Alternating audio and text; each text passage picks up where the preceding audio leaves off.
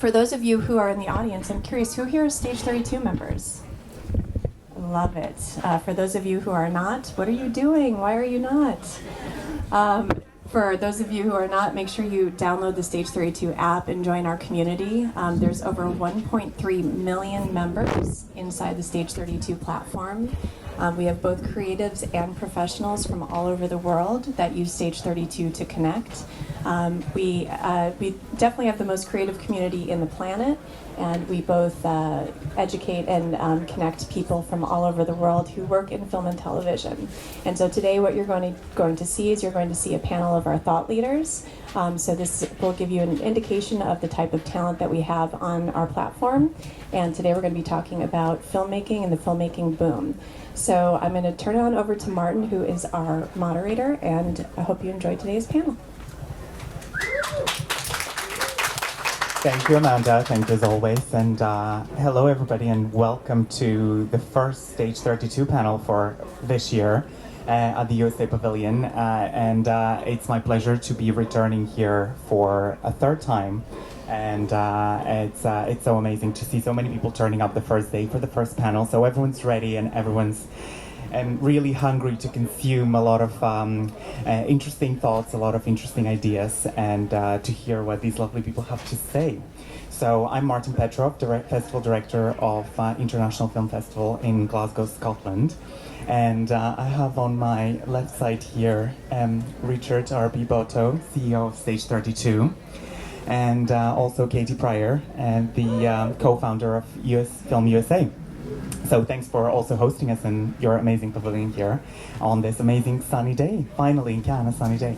And on my right side I have Krassimira, Belev, producer, writer, soon-to-be director, and actor from Bulgaria and US. And we also have Lauren Simpson from all the way from Australia, just flew in. And representing IFFG Australia, and being also on the board of directors there. So we will talk a lot about women in film and television today and their amazing work there. So actually, why don't we start from Lauren and hear a little bit more about the work that you guys do and how many country members you have at the moment, how many different committees, and how are you spreading the word about equality in the business and helping a lot of smaller communities and a lot of smaller countries and territories to even that gap a little bit more. Hello everyone. So IFFG is an incredible community. So I have the absolute honour of being the president for Women in Film and Television in Victoria, which is Melbourne, Australia. But I'm also the Australian representative for Women in Film and Television International. So that's really super exciting. There's a lot of really cool stuff happening. We have over 70 chapters and organisations globally that represent gender equality and advocacy on and off the screens. There's a lot of really great programs like Reframe, if anyone's heard of them from with LA. And ultimately, all the chapters globally, their one job is to provide women identifying gender fluid practitioners with the tools and the confidence to thrive and survive in the industry. And ultimately, our number one goal is to connect and educate, which is, you know, thanks to Stage 32, there's some cool stuff to be announced, which I don't know if I'm allowed to do that here. But keep an eye out on the Ireland Pavilion, because I think there's some cool things happening there. But yeah, we're doing lots of educational things and panels and online and connection. We just did a thing with Jamaica, which was really cool. And we're here to, you know, open more chapters globally. No, it's mine. And thank you so much, Lauren. I'm going to turn to RB quickly just to say a few words about the amazing work that you guys do with Stage 32 for countless now years in Cannes and around the world, and many festivals and many other partners, and Women in Film and Television recently as well. Tell us a little bit more about the education program and the great work that you guys are doing globally. Sure, thank you. Yeah, I started Stage 32 14 years ago, hard to believe. Came from a need. I'm an actor, writer, producer myself, and, you know, being in the business, the thing that I learned was that everything, you know, every business is tribal, but this is by far the most tribal, in my opinion. It's run on relationships. And, I didn't see any platforms out there that really were connecting people in a meaningful way. And then the second part, of course, is continuing education. And, in this business, as it changes so rapidly and, from day to day and from hour to hour, we don't know what the hell is going on. It's important to have the proper education being taught by people that are in the trenches doing it at that moment. So we launched the platform 14 years ago. I invited 100 people to come join it, and I didn't give them an out. I said, you have to come. They were industry friends. I said, you got to at least try it. And if you like it, you got to invite at least 5 fellow creatives or professionals to join as well. And we kind of crowdsourced the crowd, and we went from that original 100 to 1.3 million now. We did our 1 million party here a couple of years ago. And on the education side, we now have the world's largest education library for film and television in the world. It's over 3,500 hours of education. We have, thank you. Take it where I can get it. Thank you. And we've been the education partner of Cannes and the Marché for the last 10 years. This is our 10th year, so we're really proud of that as well. And as Martin said, we have many, many partners, from Cannes to AFM to Netflix to Women in Film and Television, which we're super excited about. And then lastly and quickly, a year ago, we launched Stage 32 certification with the goal of helping film commissions worldwide get talent or a lot of the film commissions, unfortunately, even though they have great rebates, they don't have the crews to support it. And they don't have the capabilities for the education to ramp up people quick. So we launched Stage 32 certification a year ago. We're now working with over 50 film commissions who pay us to train people all around the world. And the people that are certified get put into a global database. So if you go to film somewhere and you're looking for, like, let's say a production accountant and whatever, there's a database there that, where you'll be able to hire people based on the fact that they've been certified. So we launched that, like I said, about a year ago, and now, like, 50 film commissions. We're working with Bloomberg Media. It's been really rewarding. So that's the fly overview of it. Fantastic, and it keeps growing every year, and it's such a pleasure to see the community just being so excited and always embracing what you guys do. And I'm going to turn to Krassimira, going from a larger or one of the biggest industries, let's say, from the US, and obviously Stage 32 being globally an education partner for a lot of different territories. I'm going to go to Bulgaria and ask Krassimira to tell us a few words about your experience, where you come from, and being a very small country, but getting more and more noticeable. And I'm a proud Bulgarian as well, so it's always nice to hear that there is more and more filming, there is more and more things happening in Bulgaria. And tell us a little bit more about what you do. Thank you. Okay. Yes, I agree. Thank you so much. Being from Bulgaria, it's a small country, it's a small place. It's harder to find places and resources like Stage 32, for example, because it's just not, the whole industry isn't as developed for independent filmmakers for the moment. It's getting a lot better for the past few years, but it's definitely something like Women in Film and Stage 32 are definitely things that Bulgaria could benefit from, and generally Eastern Europe as well. I have experience in the UK and in the States as well. So filming in Bulgaria, I can say it definitely has its pluses for sure, but these are definitely things that we can improve upon.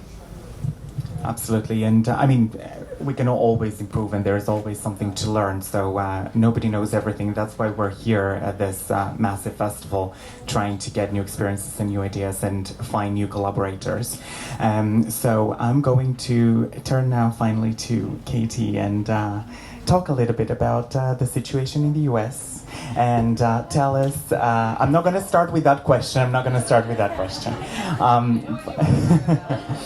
but tell us, let's start with the presence of FilmUSA in Cannes. And you're one of the co-founders, and you guys do amazing work representing a lot of different territories, different states in the US, and helping spread the word about rebates, about filming, about crews, and about all the add-ons that you can can contribute and give to people who want to come and produce and film there. So give us that overview. Thanks, and thanks for starting with that question. We'll get to everything else. FilmUSA was born. Tony Armour's around here. He and I co-founded this in 2021, and it's a member organization. So we started it, but y'all, we are run by the blood, sweat, and tears of every film commissioner across the U.S. We have over 90 members, and we band together. I don't know if y'all have noticed, fellow filmmakers, but there is a lack of a federal film office in the U.S., and so we band together to represent in markets like this, so the U.S. has a presence and a voice. And we advocate heavily for the creation of a federal film office, and then we make it easier logistically between us, because we can all kind of operate in our own silos, so we can share information, make it easier to film. And then when people come here and say, oh, I've always wanted to film in, I'm just going to use Louisiana because that's where I am. I always want to film in Louisiana. I say, great, come talk to this film commissioner. I've always wanted to film in Florida. Great, go talk to that film commissioner. And we have a lot of programming. Very happy to be with Stage 32 again. This is our 4th year together. And we have a QR code on the desk out there if you want to scan for all the programming for the rest of CAN while we're here. Fantastic. Shall I go to the next question? Go ahead. That would be, tell us a little bit what the reactions that you're getting. What are they so far from just a few days that you've been in Cannes? And I know the market is just starting, it's the first day, but everyone's talking about it. It's all over the trades as well. It's all over the news. But people just want to know, I guess, from someone who has the knowledge and works in the background as to what it actually means to them practically to potentially have tariffs imposed on their productions, on everything that's happening outside of the United States. So tell us a little bit about that background story. I was going to say, does everybody know what we're talking about? Just in case anybody hasn't seen, find me after. I'll fill you in some headlines, a little bit of breaking news. To speak very frankly, carefully, frankly, because we're being streamed to 1 million plus. But yes, there was a statement about tariffs on film production. The top of the line questions I get are, has this been done before? No. What would this look like? Nobody knows. I'm going to give you the positives, because a lot of people you're going to talk to are going to talk about the concern and the negatives here. And we all agree, we can all see a path forward where we could do the what ifs forever, and the tariffs are going to hurt, and they're a problem, et cetera, et cetera. Let me give you a different way to look at it. There was a time where you could stop anybody on the street and ask, what does the U.S. need to continue being an economic beast in the film world? And they would go, I don't know. Well, I don't know if we film. What, aren't all movies made here? Well, now everyone's cued into this issue. So it has been fast-tracked. The discussion has been fast-tracked. There have been groups like ours for years that have been working towards a solution at a federal level. And now where we are, the statement that was made is not the direction that we would prefer to go, but it is the fact that these conversations are happening. And now I'm sure you guys have all read that the letter that everybody signed, including FilmUSA, MPA, WGA, DGA, Producers United, IFFG, all these groups. We all put together a letter together, sent it to the president saying, hey, thank you for paying attention to this. This is what's been worked on. This is what we need. It was an extension. I won't get into the weeds, but it's the extension of the 181, reviving something like the 199. These are tax codes that are helpful to the industry, which I believe ultimately will lead us down the path of a federal film incentive. It is important to note that over 100 other countries have federal film offices, and 80 of those, somewhere around 80 of those, have federal film incentives, and we're not playing that game just yet. So in order to stay competitive, in order to participate globally, which is very important that we participate and not isolate, there are other solutions to move forward. So the positive here is these conversations are now fast-tracked happening, and it's on everybody's mind. So, and I guess that's the message that we can pass forward, that out of everything and all the struggles, we saw that before with the strikes, and potentially there might be more coming, and it keeps happening, but we can find always good things coming out of every difficult situation, and that's the perspective that everyone working in the industry should be having. Unionize, work with your community, work together, and find solutions. So we'll leave it at that, but we'll come back to it if anyone has a question later, or any yes. But I want to turn to RB quickly and see what is the biggest challenges that you see partners of Stage 32 talking to you about?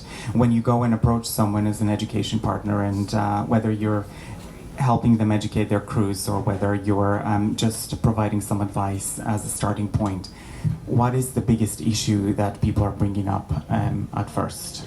Probably lack of funding. I think that's a big piece of it, is that, well, I want to back a little bit to what Katie was talking about, because I think you're 100% right. The conversation's happening now, which I think is the thing that's really important. The other thing that's important is, what we hear all the time in the U.S. is, I'm going to go shoot overseas. Like, the incentives are better, I can get my dollar goes further and everything like that. But I think that also has accelerated the conversation in the U.S. as well. I think that, there's competition is good. And, indie film right now, we're seeing within the platform a ramping up. Every executive, we work with over 3,500 executives, and when we talk to them right now, everybody's talking film. Nobody's talking really TV right now. That's taking a little bit longer to come back. Everybody's talking film. So there is this sort of, I don't want to call it a gold rush, but there is this sort of rush to have the incentives out there for different countries, and you go to Focus or you go to wherever, and you see the competition, and I think it's all good. But as far as them being able to support those incentives in a meaningful way where we can be involved, it's a lack of funding. They don't have the budget for education. So that's what we see sometimes. So the way we try to work around that is we just go to their lists and say, look, we understand you can't finance this, but we still want to give it to give it to people in your area so that they can get trained, so they can get to work, so that they can get jobs, start working and keep working, right? And so those incentives don't go away. And that's what we deal with the most as far as that's concerned. Yeah, that's the biggest thing, is the funding. And I think it's really important that you're bringing up education being the number one, but people are always cutting funding there first, education and the arts.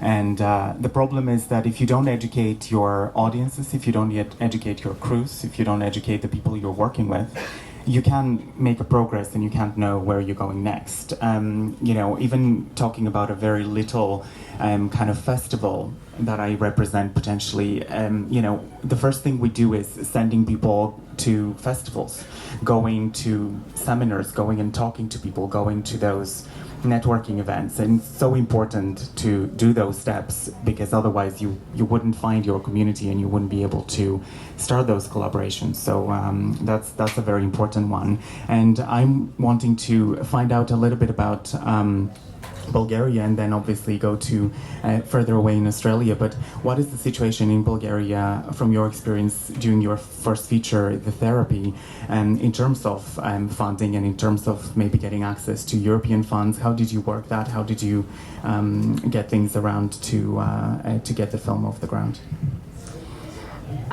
For my film, it's an independent production. It's my first independent feature film. So it's largely self-funded, I have to say. We have great incentives in Bulgaria, so it's definitely a very good place to film from that perspective. But from my experience, it was self-funded. But what I found is that people get excited about filming in Bulgaria. Like when you go and say that you're doing a film, everyone's very willing to help, especially like looking for locations and places where they're not usually used to get a lot of people filming. So a lot of the expenses that we had in the film, we were able to, lower them significantly because of that. So I would say there's a really good community that does independent film in Bulgaria. This independent film has grown a lot for the past few years. And not only studio films come as well, but from my experience, I can talk about independent.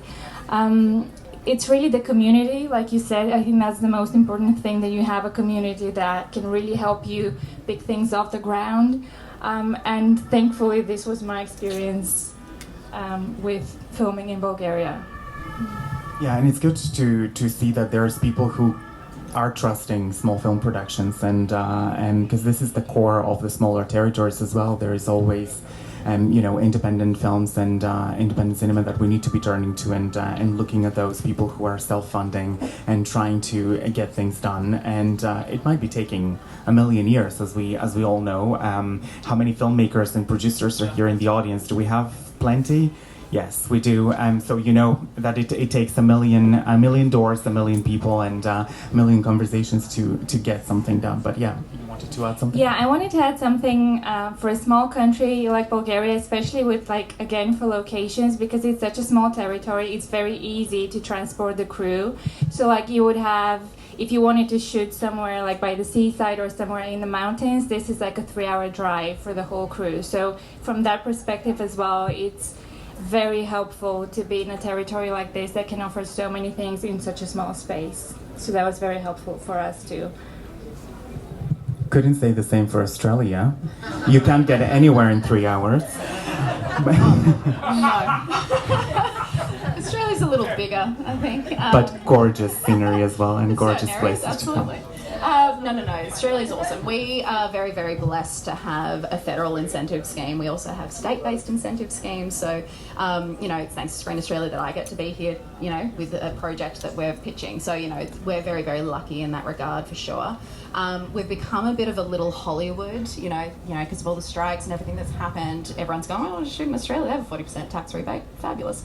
But there are obviously a lot of strings attached and a lot of red tape you have to cut through to do that. It's brilliant for our economy and brilliant for our film industry as a whole, but in my experience as an independent producer, it's probably better for a lot of our below-the-line practitioners, more so than anyone that's working above the line, because independent cinema is notoriously difficult to get off the ground.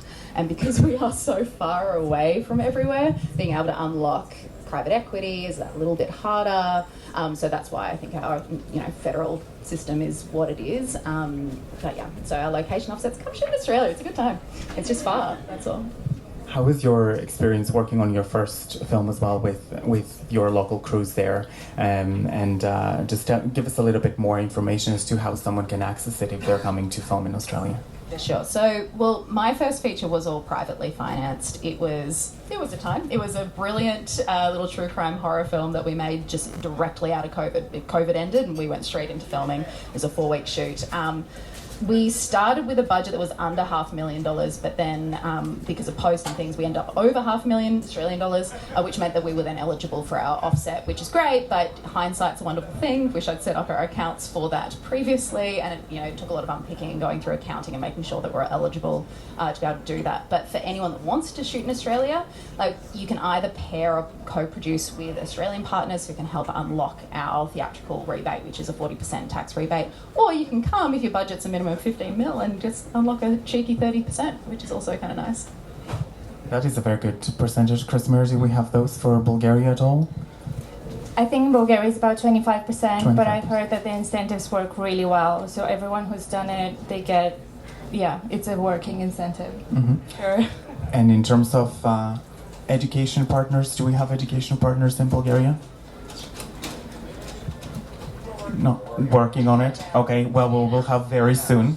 We will have very soon. So, but it would be good because essentially in the Balkans there is a lot going on. We actually have a panel on filming in Bulgaria on Friday, and people can find out more about how they can shoot in the region and get more ideas about how to collaborate there.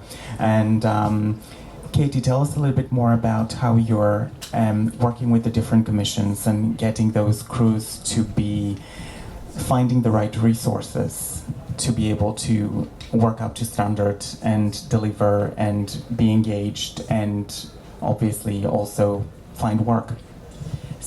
Yes. So film commissions, I mentioned before, we kind of operate in silos. We're somewhere in the government, film, and economic development space. And they're at the state level and they go down to the regional level. And we have members all over the country from every level, and typically poorly funded are our offices, just historically. So it is important to be able to lean on external resources for training and to maintain that. A lot of us keep a database of talent, but it's very difficult to make sure they're verified and whatnot. So moving into systems like this that are a lot easier to say, hey, this person is certified, come here, hire. Because when people go to film, they're looking for the incentives, which we don't have a national one. So with us, you're shopping every little state and region and trying to figure it out. And then they're looking for crew, so that makes it a lot easier. And then they're looking for locations. And the U.S. is very large and has a lot of variety of locations. And right now, it's 38 of the states offer some level of incentive. Louisiana's up to 40%. Plug. And Arby, in terms of the education support that you guys provide, what would you say are the most important assets there that you guys are equipping those guys with when you go and start working either with a film commission or with any other organization that needs your support in order to make a start? It's interesting. No, it's interesting because every commission is different and the needs are different. So a lot of times we're catering around what their needs are. And some commissions have actually come to us. We just signed a big deal out of Saudi Arabia. I can't tell you about it yet, but I can tell you that part. And the way that they structured it was it was 1,000 people a year, but they wanted not everything to be certification. They wanted some of those things to be out of our education library. So they wanted to teach even people screenwriting and filmmaking, like even just basics, you know what I mean? To try to get more people in the area creatively in the mix, and to have an ecosystem, so they weren't going outside of the region to go bring in good writers, good cinematographers, so we catered that around their needs. So it's 1,000 people, but it's very, very varied on how we're doing it. So it really is, it really does, it varies from commission to commission what they need. But we're happy to tailor it to whatever they need. Like we've had people that have come to be like, we need like 30 production accountants. Like we need, that's where we're focusing on. So that certification is theirs. They pay us for that. But other areas, they need everything, and we'll cater to that as well.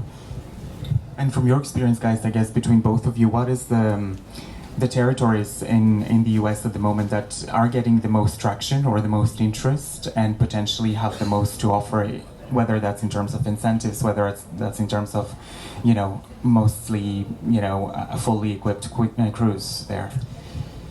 The top markets in the U.S. were, as far as production numbers, California, New York, Georgia, Louisiana's still high, New Jersey's killing it right now, and then Texas is about to change their incentive program. Florida doesn't have an incentive and they still do a ton of business, so maybe it's the weather, something's going to be driving people to Florida. And you'll see the Cherokee Nations and groups like that are doing stackable incentives, so that's attracting it. So keeping up, like EP and Rapbook both have really great interactive maps where you can see and kind of chart the incentives. Or imagine if we had a federal film office that was putting it out there. Just saying. But right now you do all the homework yourself, but you can use those tools to kind of track and see who's coming up in the world, which is really interesting. But historically the hold is those. But New Jersey's really been killing it lately. And I was just wanting to say here quickly that you reminded me a couple years ago we had a fantastic panel on working with Cherokee Nations and working with, I believe it's part of your organization, or they are based definitely somewhere not very far from you, and they basically enable actors and crews to be able to find their place in the film industry in the US. Working with native talent is fantastic, and whoever's not seen that panel, please go and Google it and find it on the platform on Stage 32. It was a great conversation we had, and it's a great work that those guys are doing. Yeah, it speaks to the cultural export value of film and making sure stories are told by voices that should be telling them, and that's often overlooked in our country. So I think it's definitely worth seeing what they're doing. It's really incredible, and they stay very authentic and incentivize that authenticity. There we go. Try that again. I was just going to add to your original question. What's been really cool for us is to see some smaller commissions like Pittsburgh, hire us and put money behind their incentives and putting people to work, and to see, like I said, competition is good. Hawaii hired us. They're back for more. They really, really want to ramp up filming there, and they understand, they get it. They're like, we don't have enough crews here, and if you have to bring them over, it's going to cut into the money, right? So they've made a big investment. That's been really great to see. And then, of course, on the flip side of that is living in California, where they can't get their heads out of their asses and get this thing right. And but New York, passing what they just passed a few days ago, which was fantastic. I think it's going to put more pressure on California as well. But it just goes to show that I think, even if California comes back big time, it's like the toothpaste is out of the tube a little bit. People have figured out that they can go do it, more efficiently, inexpensively, and with massive support systems in other places. So we'll see how that plays out. I think efficiently and inexpensively is calling for Bulgaria 100%, and it is a great place. So tell us a little bit about, you worked entirely with Bulgarian crews. All of your talent was local. How was that process? Was it easy to get everyone together? Was it a difficult conversation? Was it potentially challenging at times? Tell us the biggest challenges they're trying to find those people to work with. I was very lucky to find the core people I wanted to work with from a short film I did before that. So the director and the DOP, we knew who they were going to be before we started the project. Finding the crew was it was a very organic process. Everyone came along, and it was very much, they loved the idea, they loved the script, so this is how everything happened. But the Bulgarian crews are generally highly educated. They did a really good job. I'm very happy with everyone who worked on the film. And the casting, we used an agency for casting. So we found, pretty much we had a lot of submissions, so this was good because we had choices for sure. So I'm pretty happy with the whole process. I've worked, like I said, in the UK and the US, so I can have some comparison on that, and for sure it was a very, very good process. But I'm Bulgarian, so I speak Bulgarian, so I guess you might be wondering if you're an English speaker or a different language, how would that work? And generally in Bulgaria, English is widely spoken, so this is generally not an issue. And also films that come and productions I've seen, they come and they're foreign productions, they always have people who work in English, or at least people who can moderate between the Bulgarian speakers and the English speakers. So this is definitely, finding crews in Bulgaria could be a very beneficial and good process to go through. And in terms of the different stages, did you go to the same place from start to finish, to post-production, or you use different facilities and different crews? I use different crews for post-production and for production. The post-production process was really good. I'm very happy with that as well. We did, even the music, we used the composer, George Strezov. He's fantastic. We did an acoustic score, so we did the score for the film, which was really great. So you can really do film from start to finish, including post-production as well, in Bulgaria, for sure. Yeah. And inexpensively. And inexpensively. Lauren, tell us a little bit about the Australian sort of situation. Obviously, you guys have, again, like in the US on a smaller scale, different territories there, and different tax rebates, and obviously different the system works in a different way. So tell us about your experience, and you're obviously representing Victoria, so you can tell us a little bit more about there. Well, so I'm currently building out some finance plans for a couple of projects I have coming up, and what's really interesting is we're able to look at it obviously at a federal level and what those tax rebates look like, and that's really exciting. But then when you go and you look at the different state incentives, so for example, a couple of my next projects, we're looking at shooting everything in Melbourne and Victoria, but doing our post-production in Queensland, because Queensland has a different post-production incentive that's a little bit higher than what we can get in Victoria, vice versa. So there's some really interesting ways that we can kind of unlock those sorts of incentives, and I mean that works on an international level as well, where there are a lot of productions that are, say, shooting in Bulgaria but doing their post in Australia, because you can unlock different things. So from my experience, it's been a wonderful process. It's been very easy, but it can be difficult if you're unable to kind of raise certain layers of equity, if you don't have certain red tape that's undone. So whether it's your sales agents have to be unlocked, and you have to have certain elements before you're able to do that. And how easy would you say is for someone in the audience who wants to just say, okay, like we want Australia as a co-production, they come to you or they approach someone from one of your commissions, and how easy it is for them to just start the process? It's not a hard process. Like, we've got co-production treaties with, oh god, we're testing my memory, I think it's like 15 plus countries worldwide where you can literally unlock each other's incentives. So like with the UK, we can unlock what they're doing. At New Zealand, we can do things there. Ireland, we've got a really great incentive scheme. So that's really cool. And that's something that, like, at WIFT, just to flip the pendulum a little bit, is that we're trying to work really hard with all of our WIFT chapters globally to see if there are some co-production treaties and conversations that can be happening. So, within Australia, we know that we can go talk to these countries, but potentially there are going to be some other opportunities that we're going to be able to unlock from a WIFT level as well. So that's cool. That was actually my next question. I think it's just about time to turn into a different layer in our conversation and talk a little bit women in film and television, and how did you start being involved in that? How did you become a board member? And you're obviously representing Victoria as part of the organization, and you're doing great work, but tell us a little bit about how it all started and how fast it's actually expanding, which is really amazing. Yeah, it's massive. So WIFT Victoria, which is what I'm president of, that's been around for 37 years. It was one of the founding members was Sue Masson, who produced an incredible Australian film called The Dressmaker, and she and a collective of other incredible women founded our particular chapter.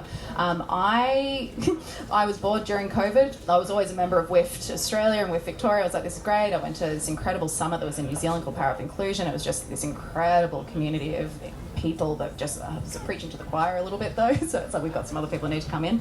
And during COVID, I was like, I need to do some more things. I applied for like an admin role, and they were like, no, you should be on the board. You've got all these things. Anyway, 5 years later, here I am. Pretty much. But WIFT International was an interesting one. They had a summit in Helsinki a couple of years ago, and I couldn't go. And I got a call from another Australian WIFT member who was like, I've put your name forward as the Australian rep. And I went, oh, what does that involve? And the next day I'd been voted in to be Australian rep, so I didn't really get a say. But I'm stoked. Like, it is honestly this incredible contingent of women just representing gender advocacy across the world. Every time I join a board meeting, I'm like, oh my God, I'm talking like WIFT Botswana, and we're talking about what they're doing, and they've just started WIFT India, which is incredible. Like, there's some really cool stuff. So we're trying to do a lot more fireside chats and a lot more online chats, and I'm just gonna, RBM, I can say it, can't I? Yeah, cool. Well, I'm not sure if anyway, we've just broken a deal with Stage 32. So globally, every single member of a WIFT chapter is going to be able to unlock 50% off master certification courses, which is really exciting. So if you're a member of WIFT globally, you can unlock Stage 32. Or I was going to say, if you're not a member already, you Please can become a one. member. That would be great. I think it's a very easy process, and everyone can be a member, and it's good to be part of that community. And also for potentially territories that are here represented by somebody who might not have a WIFT community, you can go back home and help set it up. Well, apparently we're doing with Bulgaria, so you heard Yes, that we're first. having that conversation. Look, it's ultimately WIFT International is a board that kind of looks over and oversees every single one of our chapters and organisations, and you will find that there are going to be chapters and organisations in your local country. If there isn't one, please reach out. We'd love to have a chat with you, see if we can help you set up your own board and your own community. But yeah, please become a member. We're run purely from volunteers. We do as much as we can with as little resources as we have. So yeah, anything you can do. And speaking of how that could extend to Bulgaria, Krassimira, what's your experience in terms of that potentially either gap or equality there, if and at whatever? We're not going to talk about percentages per se, but what is your experience, and is there a lot of work to be done? Generally in Eastern Europe, there's less female representation in film and television, for sure. I think for the past few years, as more and more foreign production come to Bulgaria, it's getting better, but I still think there's so much work to be done, which would be great if we could help this out. My experience is that, as an artist and filmmaker, the road is quite tough anyway and can be very lonely as it is, and especially as a woman. You know, it's harder, I feel like, to meet support. So I think the community and having this, you know, this support from other women and like people in general, it's so important. So I'm really hoping we can, you know, do something like this in Bulgaria, because I think it can really, really benefit. It's very untapped there, so I feel like there's so many women with so many powerful stories that can be told and have to be told. So I'm hoping, you know, it'll be better in the future. Absolutely, and I was going to say, Katie, in terms of the US example, how do you practically potentially, not necessarily enforce might not be the right word, but help ease that process when it comes to gender equality in the sector across the different commissions? Is there some provision from your institution per se, or at least you know, some guidance? Great question. Again, because of the lack of the federal, it's a state-by-state basis, but you'll find these initiatives popping up everywhere. And one of the things, we don't mandate, our organization wouldn't mandate something, but we share resources. So someone who has a really good program in place or incentive in place to drive equality issues, that material that would be usually just theirs is now open to all the members, so we can share all that and continue to improve upon best practices from one spot to spread it throughout the country. So whoever's leading on that can share theirs. I just want to see if there is already some appetite for questions in the audience. I know it's potentially, you know, in the middle of our conversation. I don't know about the time, but it's always good to involve some people in. And I know you guys are here because you want to also talk about your experiences, and you also want to ask the panelists, you know, direct questions and potentially find it helpful for your own journeys.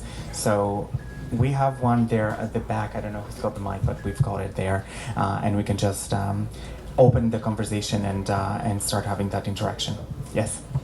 I think these big productions examples should help to increase Bulgaria experience around starting from what they did with the music, because I had one of the records from the Bulgarian pavilion, and I've been in Bulgaria personally. I loved it.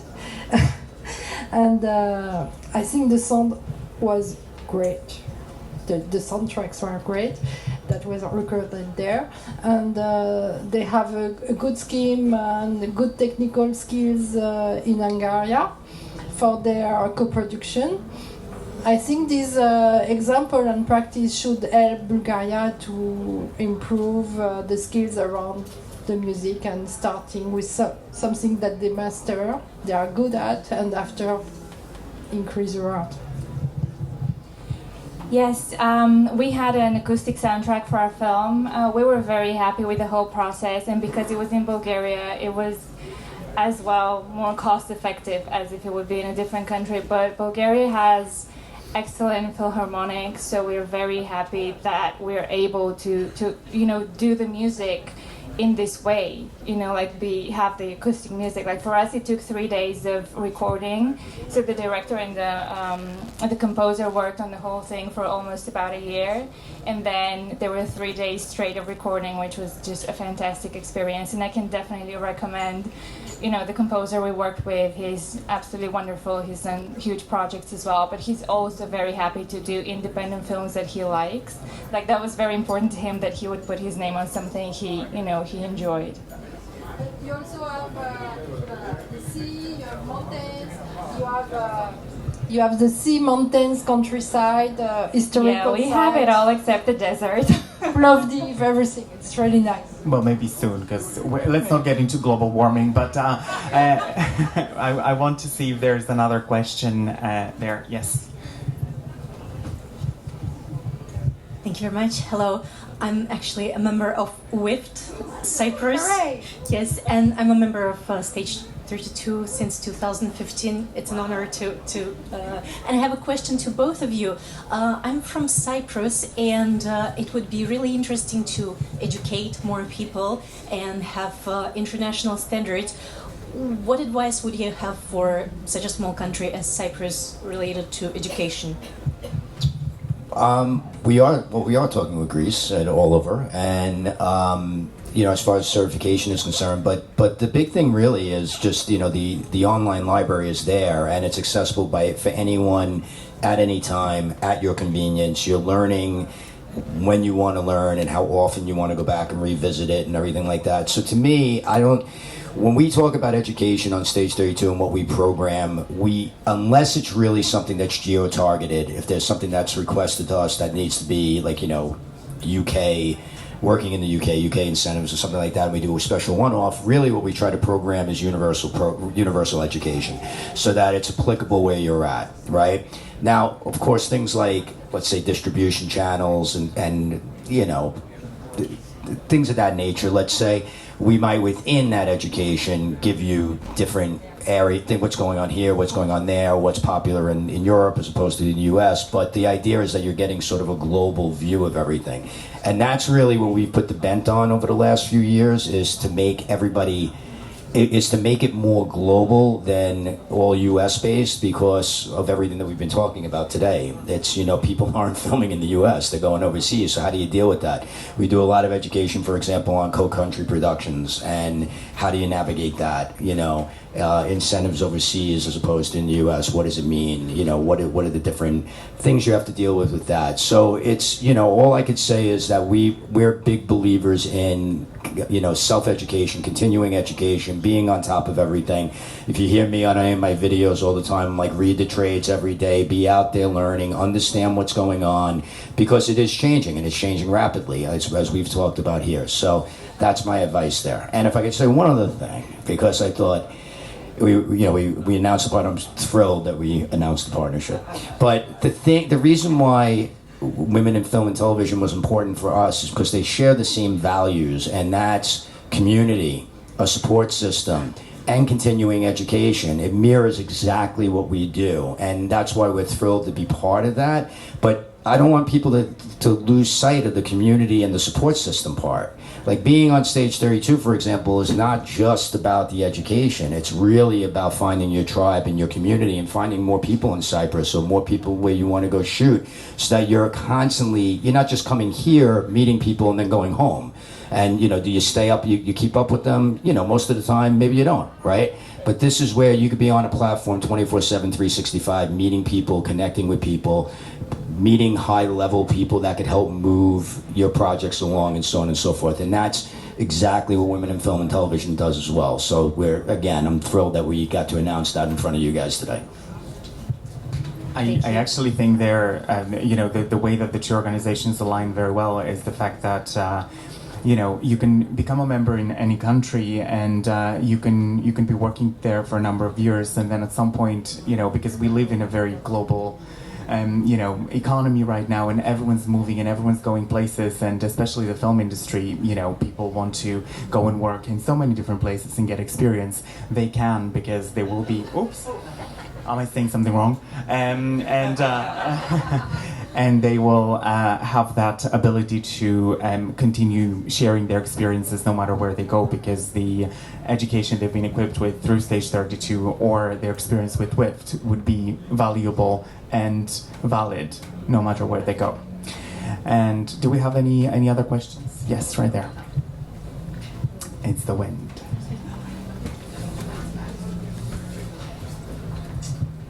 Hello, thank you. I am Selena. I'm from a small production company called Krassimira. We're based between Ireland and Scotland.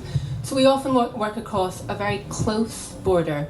And my question is to, in all fairness, all of you on the stage, but especially those who are from very far away as Australia, far away as America, do you think that in the situation that we're sitting at the moment, where we're seeing so much transformation and change within this industry, that there is a space for people coming to these places? Do you think it's more likely that local crews are going to be making that jump into this international space, or are they going to close down? And do you have any thoughts or opinions on which way you think it should go and how to support it?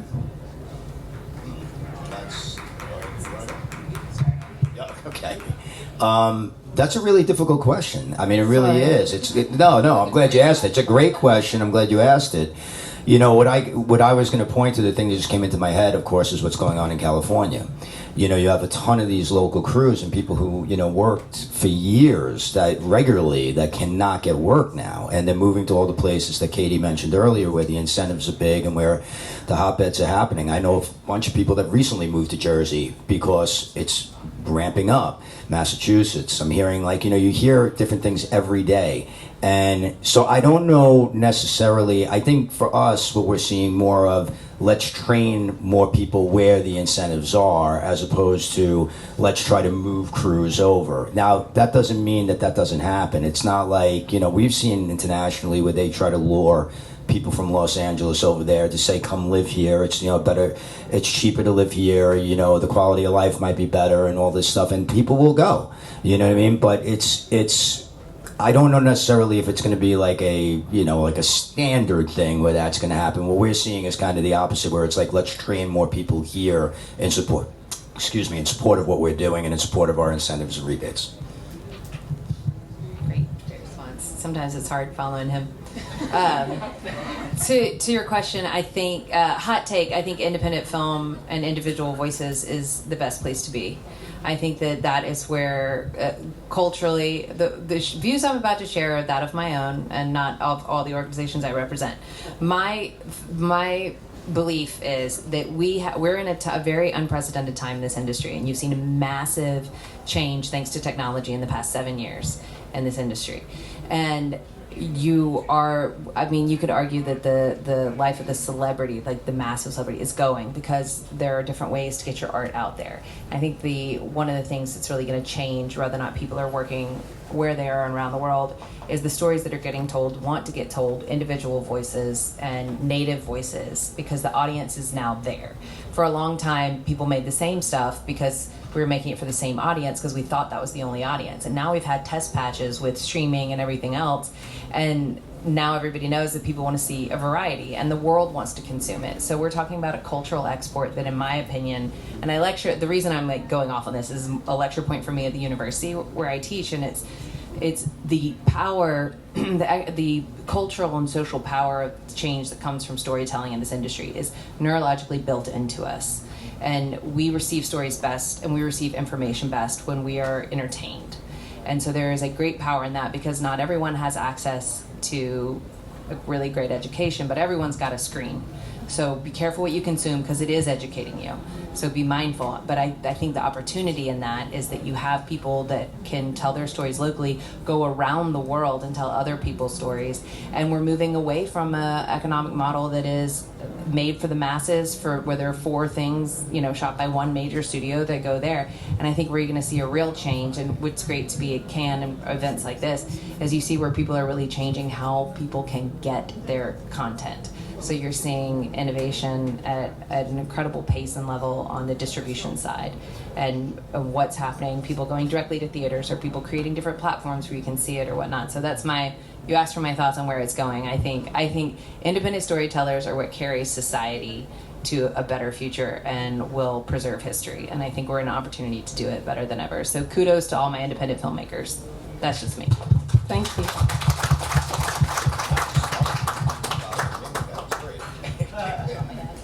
Sure. If I may.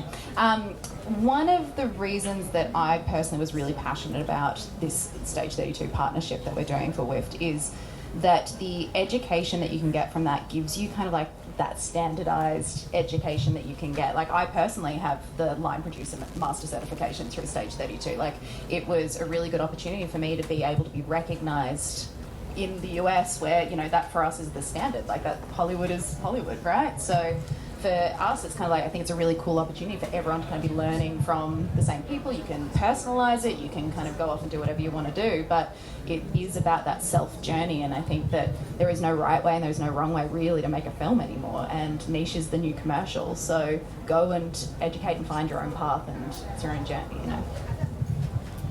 Yeah, and it's really important. I think what you're all three said about content that is very niche and very difficult to find, because independent filmmakers are trying very hard in the background to actually survive in the midst of all of the mass production and the consumerism that we have in terms of streamers and everything that comes our way, and people are so used to now getting content constantly, getting something new every week, every day, every hour even. So finding those independent voices and finding those different stories, sorry, I'm being sabotaged, are really, really interesting, and we should be supportive of them, and we should be trying to work with them and get them to our countries to work with us. And do we have any more questions in the audience? Yes, right there. Thank you. Wonderful panel. Thank you all for being here. Could any of you speak to where you see distribution or new ways or cutting edge ways of distributing for independent films? Sort of sales agents and distributors have always been, and minimum guarantees have been sort of the go-to, but with everything changing so rapidly, I'd like to hear from any of you on what you see in terms of getting your independent films out there in different ways. Krassimira, do you want to start? Yes, that's a very good question. We're going through this process right now, currently, so I can speak to what we've been so far. Yes, definitely. I think it's still like looking for sales rep and distribution. Like our film, The Therapy, was distributed in cinemas in Bulgaria. So after that, we're now currently looking for international distribution. The film is in Bulgarian, so we're struggling a little bit because of the language. Like we have subtitles, but finding distribution for a film that's in a different language than English is a little more challenging, or this is our experience. From that perspective, we get a lot of, when we have our meetings, they talk a lot about different platforms such as Tubi or, the VOD platform. So I think there's various ways distribution can go. I'm not sure what to advise after that because we're currently going through that process, but this is how so far it's been going for us.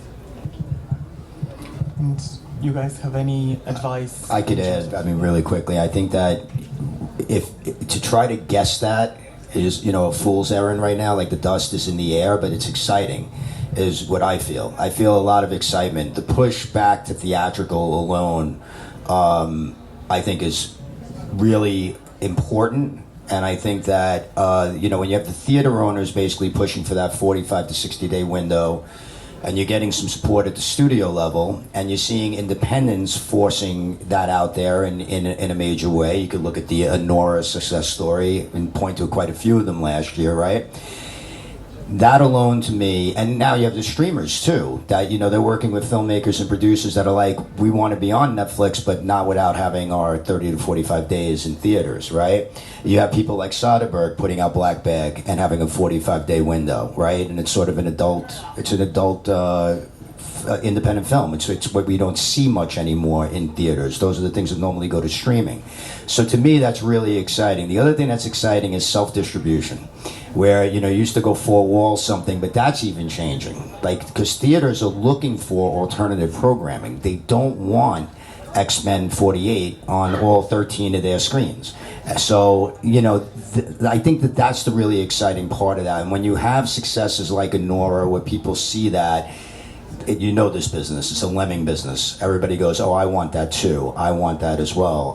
So if they could prove theatrical back at a 45-day window, which I think they already are, I think you're going to see that go back to 60. And if they can prove it at 60, you may see some go back to 90. And if we can get back to 90, I think that what that will do is open up more opportunities for independent films to get screens as well. Because it's going to be economically, it's going to make the most sense to profitability, because it always did before. So, and the other thing I'll just say really, really quick is that television has led the way with this, in my opinion. all these streamers used to release the whole season at once, right? Now we're going back to week by week. So now what they're saying is we trust the audience to come back. We trust the audience to sit there week after week and then go talk about it. You get a show like Severance, everybody's talking about it week to week. It's the same thing with movies. If you're putting the thing into theaters for 45 days, 60 days, people are going to talk about it. You're going to be able to discover it. And then if we can get to 60, hopefully we can get to 90, and I think that changes the entire landscape.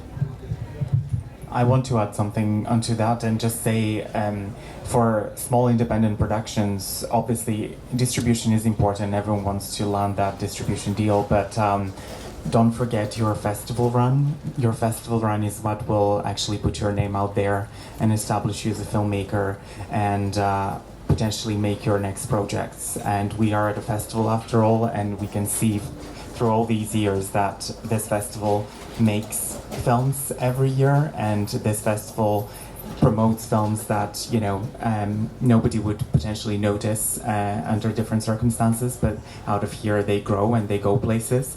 And of course then the distribution deals come in place and all of those things. And of course there's only 20, 40, 50 productions, if that are lucky every year to be coming out of Cannes or Venice or another big festival. But find a good place and find a good home for your films, because there is millions of festivals around the world, and your film belongs somewhere to many of them. So find that place, do your festival strategies, and out of that you will then find the distribution, whether that's just doing it your own way or finding the right contact. But it's a very, very important step for everyone out there.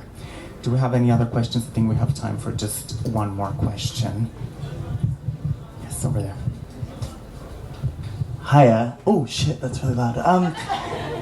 So with both WIFT and Stage 32, you're both global. I was wondering about the kind of work you do to localize your content and your education, because obviously the film industry is so different in different places, and obviously being a woman is different in different places. So yeah, can you speak to that? I mean, it can also be the same in different places.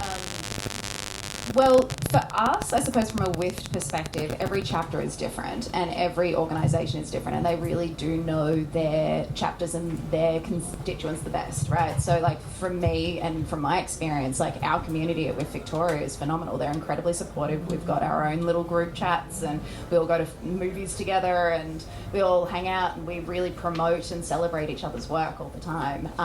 We really encourage all of our chapters to look at what's happening on whether it's a global scale or a local scale and just kind of tailor that. So like we will go to the Melbourne Women Film Festival and tailor a program or a conference day specifically for the Melbourne community.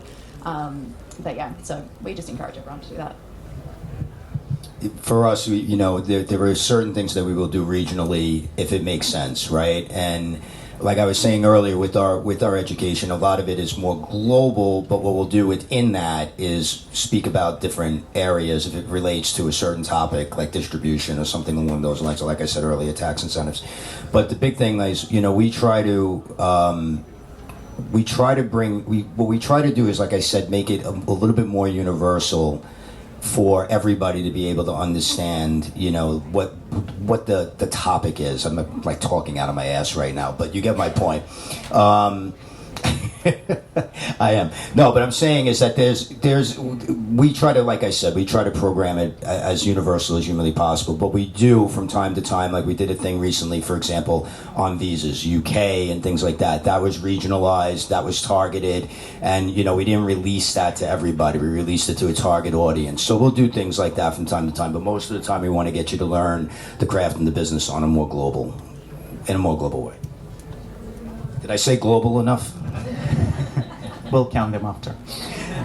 But I just want to say a big, big thank you to each and every one of you for joining me today and for being part of this first Stage 32 panel. It has been fantastic. It was a great conversation, and I know your experience is immense, and all of you guys that are here in the audience, thank you for joining. And you can speak to all the panelists after and meet them at different events. And I'm sure Katie's here for the next week. So anything FilmUSA related, please do come around and speak to these guys. And obviously RB and the whole Stage 32 team, they're here. There is, I believe, 6 more panels over the next 6 days of the market, 5 or 6, if we count today's one. So definitely a lot of interesting Stage 32 content coming for you. So please join every day. I believe it's similar times every day, so you can find the program online.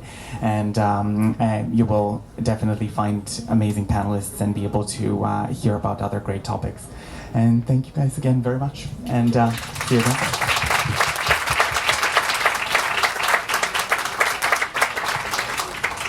And Katie's just telling me here we have a happy hour at 4:30, so please do stick around. It will be great to have you all and network and mingle a little bit on the first day of the market. Sponsored by Moab Film Commission, who's, I think I saw her. Go Moab! And give it up for Katie and the whole entire crew here, please. Class acts all around.